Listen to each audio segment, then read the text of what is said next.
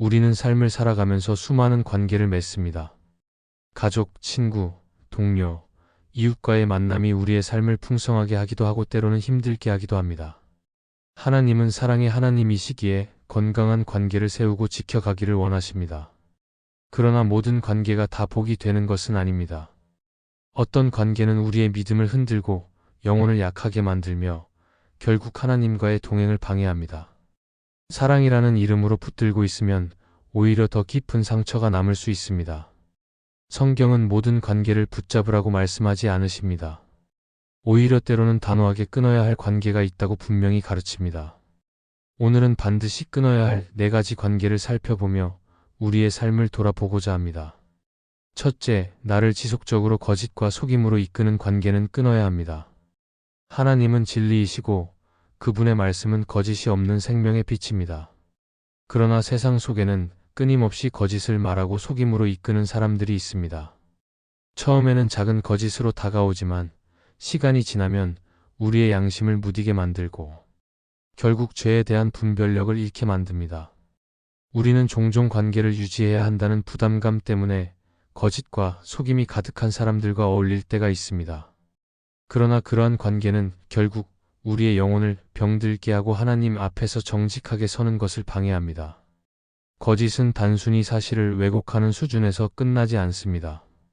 거짓은 우리의 마음을 혼란스럽게 하고 하나님의 말씀보다 사람의 말에 더 귀 기울이게 만듭니다. 속임은 우리의 눈을 가려 진리의 길에서 벗어나게 만듭니다. 자녀가 반복적으로 거짓말을 듣게 되면 결국 거짓을 당연하게 여기게 되고 신앙 안에서 진실하게 살아가야 한다는 가치를 잃게 됩니다. 그러므로 부모나 자녀, 누구든 하나님의 길을 따르려는 사람이라면 거짓과 속임을 가까이 하는 관계를 단호히 끊어야 합니다. 성경 속 아나니아와 삽비라의 이야기를 보면 거짓이 얼마나 무서운 결과를 가져오는지 알 수 있습니다. 그들은 자신의 소유를 일부만 드리면서도 전부 드렸다고 속였습니다. 그 결과 그들의 거짓은 공동체 전체에 큰 충격을 주었고 결국 목숨을 잃는 심판으로 이어졌습니다.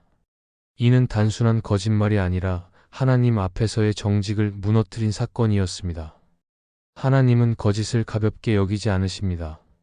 마찬가지로 우리가 거짓과 속임을 반복하는 관계 속에 있으면 우리의 신앙은 무너지고 결국 하나님과의 친밀함을 잃게 됩니다. 거짓과 속임은 또한 사람과의 관계를 불신으로 만들고 삶을 불안하게 합니다. 처음에는 작게 보이지만 시간이 지나면서 서로를 믿을 수 없게 만들고 결국 상처와 불신만 남깁니다. 하나님의 사람은 진리 위에 세워져야 하기에 우리는 거짓된 말과 속이는 행동을 반복하는 사람과의 관계를 조심해야 합니다. 그것을 묵인하거나 용인하는 순간 우리 역시 그 영향력 아래 놓이게 됩니다. 물론 관계를 끊는 것은 쉽지 않습니다. 오랫동안 가까이 지낸 사람일 수도 있고 감정적으로 의지하던 사람일 수도 있습니다. 그러나 하나님의 말씀을 따라 진리 안에 서야 한다는 분명한 기준이 우리 안에 있어야 합니다. 진리를 떠난 관계는 언젠가 반드시 무너지고 결국 하나님 앞에서 우리를 넘어지게 만듭니다. 그러므로 우리는 거짓과 속임이 드러나는 순간 그 관계를 계속 이어갈지 아니면 하나님 앞에서 단호히 정리할지를 분명히 선택해야 합니다. 거짓된 관계를 끊는다는 것은 단순히 사람을 멀리하는 것이 아니라 하나님 앞에서 정직하게 살겠다는 믿음의 고백입니다. 우리가 거짓과 속임을 거부할 때 하나님은 진리 가운데 우리를 세우시고 더 건강하고 복된 관계를 허락하십니다. 하나님께서 기뻐하시는 관계는 정직과 진리 위에 세워지는 관계입니다.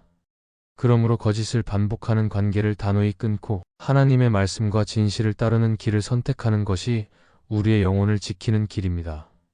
이렇게 거짓과 속임을 끊어낼 때 처음에는 외롭고 힘들게 느껴질 수 있습니다. 그러나 결국 그 선택은 하나님이 기뻐하시는 결단이 되고 우리의 삶을 더욱 빛 가운데로 이끌어 줍니다. 하나님은 진리를 따르는 자와 함께 하시며 그 길에서 우리를 지켜주십니다. 따라서 거짓과 속임을 반복하는 관계를 끊는 것은 손해가 아니라 영혼을 살리는 길이 됩니다. 둘째, 하나님을 의지하지 못하게 만들고 사람만 의지하게 하는 관계는 끊어야 합니다. 하나님께서는 우리가 사람을 통해 도움을 받을 수 있도록 환경을 주시지만 언제나 최종적인 의지와 소망은 하나님께 두라고 말씀하십니다. 그러나 어떤 관계는 우리의 시선을 하나님께로 향하게 하기보다 사람에게만 붙들리게 만듭니다. 겉으로는 든든한 의지가 되는 것처럼 보이지만 시간이 흐를수록 하나님을 찾는 마음을 약하게 만들고 결국 신앙의 중심을 흔들어 놓습니다. 이러한 관계는 반드시 분별해야 하고 필요하다면 끊어내야 합니다. 사람은 연약하기에 영원히 우리의 기대를 충족시킬 수 없습니다. 때로는 도와주지만 또 다른 순간에는 실망을 주고 어떤 때는 전혀 의도치 않게 우리를 넘어지게 만들기도 합니다. 그럼에도 불구하고 특정한 관계에 지나치게 매여 사람만 바라본다면 우리의 믿음은 점점 하나님으로부터 멀어지게 됩니다. 하나님의 능력보다 사람의 능력을 먼저 의지하게 되고 하나님의 뜻보다 사람의 말에 더 무게를 두게 됩니다. 결국 사람 중심의 신앙은 반드시 흔들리고 무너질 수밖에 없습니다. 이스라엘 백성이 광야에서 어려움을 겪을 때 하나님을 의지하지 않고 애굽으로 돌아가려 했던 사건을 떠올릴 수 있습니다. 그들은 눈에 보이는 힘과 보장된 생활을 더 안전하다고 여겼습니다. 그러나 그것은 하나님의 약속을 저버리고 사람과 세상의 방식을 따라가려는 선택이었습니다. 하나님을 의지하지 못하게 하고 사람만 바라보게 만드는 관계와 환경은 이와 같습니다. 당장은 안정을 주는 것처럼 보일 수 있으나 결국 하나님을 멀리하게 하고 참된 생명의 길을 가로막습니다. 이러한 관계의 문제는 아주 미묘하게 다가옵니다. 친절하게 다가오며 도움을 주는 것 같지만 그 안에는 하나님을 찾을 이유를 약화시키는 유혹이 숨어 있습니다. 기도해야 할 문제를 상의할 때 상대가 굳이 기도할 필요 없다, 내가 해결해 주겠다라고 말한다면 그 관계는 신앙을 약화시키는 통로가 될 수 있습니다. 하나님의 인도하심보다 사람의 도움만 의지하게 만들기 때문입니다. 또 어떤 관계는 늘 하나님보다 사람의 능력이나 지혜를 강조하면서 결국 우리로 하여금 믿음을 내려놓게 합니다. 사람을 통해 도움을 받는 것이 잘못된 것은 아닙니다. 그러나 그 도움을 주시는 분이 하나님이심을 잊을 때 문제가 됩니다. 모든 좋은 은혜와 공급은 하나님으로부터 오며 사람은 단지 그 은혜를 흘려보내는 도구일 뿐입니다. 하지만 사람만 바라보게 만드는 관계는 하나님 대신 사람을 주인 자리에 올려놓게 합니다. 이것은 신앙의 중심을 잃는 심각한 위험으로 이어집니다. 부모가 자녀에게 늘 강조해야 하는 것도 바로 이 부분입니다. 자녀가 사람에게만 기대지 않고 하나님을 먼저 찾도록 가르치는 것입니다. 부모의 도움은 언제나 한계가 있습니다. 그러나 하나님을 의지하는 믿음은 자녀의 삶을 끝까지 지켜줍니다. 따라서 부모가 먼저 사람만 의지하는 태도를 버리고 하나님을 의지하는 본을 보여줄 때 자녀 역시 사람에게 끌려가지 않고 하나님께 붙드는 법을 배우게 됩니다. 하나님을 의지하지 못하게 하는 관계는 겉으로 보기에는 편안하고 안전한 울타리처럼 보일 수 있습니다. 그러나 그 관계는 결국 우리의 영혼을 묶어버리고 하나님과 멀어지게 합니다. 그래서 믿음의 길을 걸어가는 사람은 반드시 용기 있게 그러한 관계를 끊어내야 합니다. 우리가 사람에게 묶여 있을 때는 하나님이 주시는 참된 자유를 누릴 수 없지만 하나님께만 온전히 의지할 때는 어떠한 상황 속에서도 흔들리지 않는 힘을 얻게 됩니다. 결국 하나님은 우리의 피난처이시고 힘이십니다. 사람은 도울 수 있지만 완전히 지켜줄 수는 없습니다. 그러므로 하나님보다 사람을 더 크게 두게 하는 관계는 분명히 끊어내야 합니다. 하나님께 의지하는 삶으로 돌아설 때 우리의 신앙은 견고해지고 하나님은 어떤 상황 속에서도 우리와 함께 하시며 승리의 길로 인도하실 것입니다. 셋째, 내 믿음을 비웃고 신앙을 조롱하는 관계는 끊어야 합니다. 믿음은 하나님을 신뢰하며 그분의 말씀에 순종하는 길입니다. 그러나 어떤 사람들은 그 길을 이해하지 못하고 오히려 가볍게 여기며 끊임없이 조롱합니다. 처음에는 우스갯소리처럼 들릴 수 있지만 반복되면 마음속 깊은 곳까지 스며들어 하나님을 향한 확신을 흔들어 놓습니다. 조롱은 단순히 기분을 상하게 하는 것이 아니라 영혼을 서서히 약화시키며 결국 신앙의 진지함을 잃게 만듭니다. 그러므로 이러한 관계는 반드시 단호하게 끊어야 합니다. 사람은 반복해서 듣는 말의 영향을 피할 수 없습니다. 격려와 칭찬을 자주 들으면 용기를 얻지만 비웃음과 조롱을 반복해서 들으면 자신도 모르게 그 말에 흔들립니다. 신앙을 비웃는 말이 계속되면 마음에 의심이 자리 잡고 어느 순간 하나님보다 사람의 평가를 더 크게 의식하게 됩니다. 이처럼 신앙을 조롱하는 관계는 겉으로는 사소해 보이지만 실제로는 믿음을 무너뜨리는 강력한 도구가 될 수 있습니다. 느헤미야가 예루살렘 성벽을 재건할 때 산발랏과 도비야가 끊임없이 비웃으며 방해했습니다. 그들은 너희가 세우는 성벽은 여우만 올라가도 무너질 것이라고 조롱했습니다. 그러나 느헤미야는 그들의 말을 마음에 두지 않았습니다. 그는 조롱에 휘둘리지 않고 하나님의 약속을 의지하며 성벽을 완성했습니다. 이 사건은 조롱하는 사람들과 얽히지 않고 믿음을 붙드는 것이 얼마나 중요한지를 보여줍니다. 신앙을 조롱하는 관계는 가까운 친구나 오랜 지인이 될 수 있기에 끊기가 쉽지 않습니다. 그러나 계속해서 그 말에 노출되면 결국 하나님을 향한 시선은 흐려지고 사람의 말에 눌려 살아가게 됩니다. 하나님은 우리가 조롱의 말에 묶여 살기를 원하지 않으십니다. 그분은 우리가 자유롭게 믿음을 고백하며 흔들림 없이 걸어가기를 원하십니다. 그러므로 신앙을 조롱하는 관계를 끊는 것은 단순히 사람을 멀리하는 것이 아니라 믿음을 지키려는 결단입니다. 이러한 태도는 가정에도 큰 영향을 줍니다. 부모가 신앙을 비웃는 관계를 용인하거나 함께 웃어넘기면 자녀는 신앙을 진지하게 여기지 않을 수 있습니다. 그러나 부모가 믿음을 지키기 위해 관계를 분별하고 정리하는 모습을 보이면 자녀는 신앙의 소중함을 배웁니다. 부모가 보여준 선택은 자녀에게 신앙 교육이 되고 하나님을 향한 길에서 흔들리지 않도록 세워줍니다. 믿음을 지키기 위해 관계를 끊는다는 것은 쉽지 않은 선택입니다. 그러나 그 결단은 하나님 앞에서 우리의 신앙을 보호하고 지키는 길입니다. 하나님은 우리의 믿음을 소중히 여기시며 끝까지 지키는 자에게 상을 주십니다.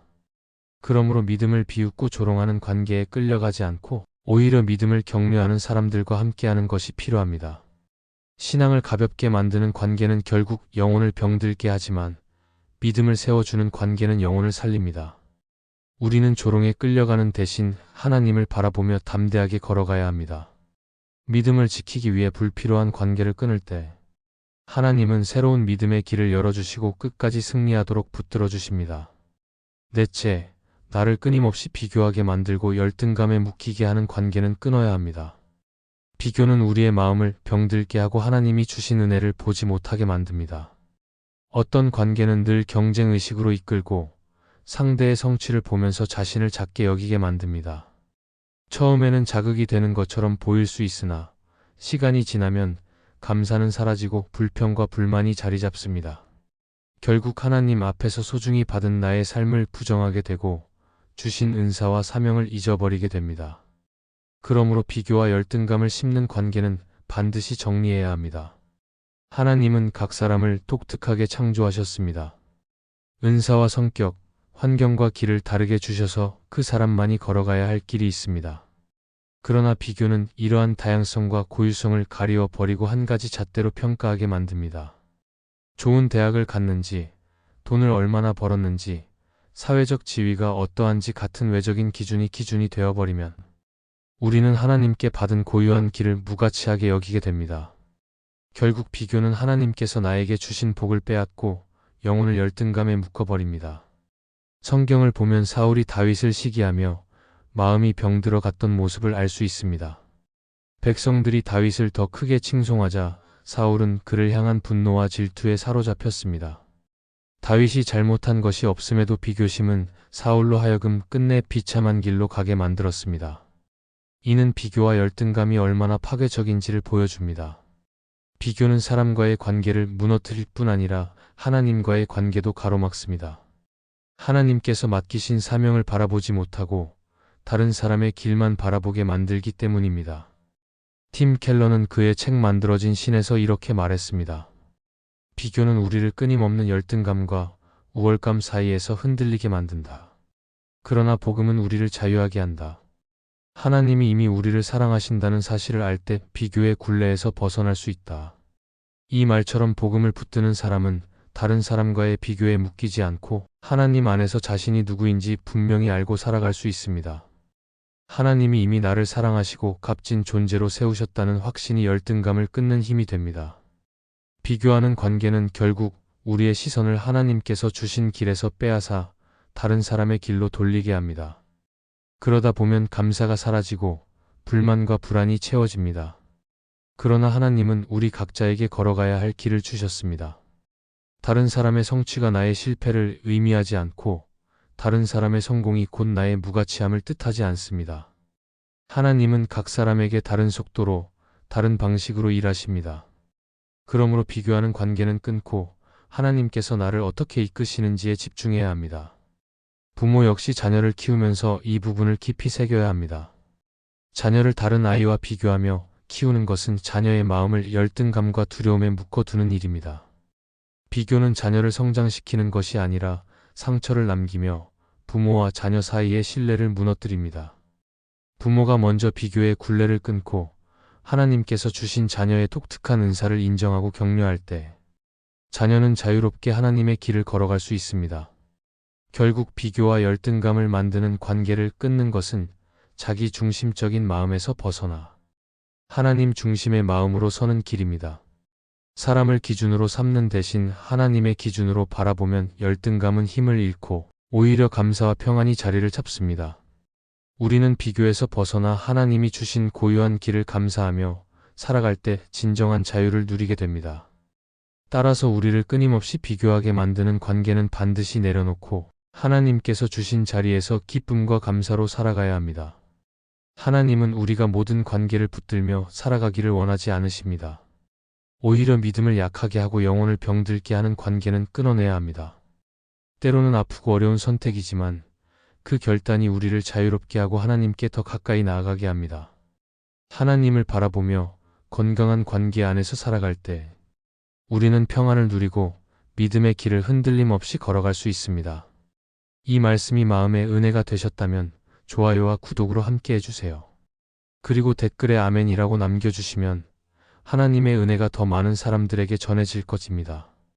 여러분의 삶 위에 하나님의 은혜가 언제나 함께 하시기를 바랍니다. 감사합니다.